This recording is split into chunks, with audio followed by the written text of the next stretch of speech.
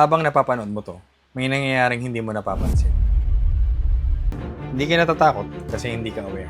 Hindi ka din naghahanda kasi alam mo normal pa ang lahat. Pero yung totoo, unti-unti nagbabago ang mundo.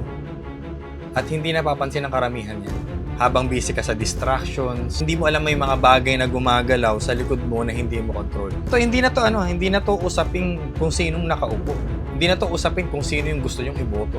Hindi na to usapin kung sino si BBM o sa DDS ba. Wala na to doon. Ang isipin nyo yung mga sarili nyo. Isipin nyo yung mga pamilya nyo. Wala nang paki sa atin kung sino yung mga nasa pwesto. Wala nang paki sa atin yan sa panahon ng gulo. Mag-isip-isip kayo, magmasid kayo, mag-obserba kayo. Hindi na ito para sa panahon ng patanga-tanga, pabobo-bobo. Hilusan nyo na. Tawanan nyo na ako kung nakakatawa. Simple lang. Kung ayaw mong maniwala, scroll up ka lang. Ganun lang. So hindi ko kayo tinatakot, ginigising ko lang kayo dahil hindi naman kasi lahat ng makikita natin ay nasa balita. Dahil hindi lahat sasabihin nila. Hindi nyo alam yung mga information na natatanggap ko na konting information lang naman. At konting information lang din yung ibibigay ko. Lumabas ako para magmasid. Nakikita ko yung mga tao na parang normal lang ang lahat.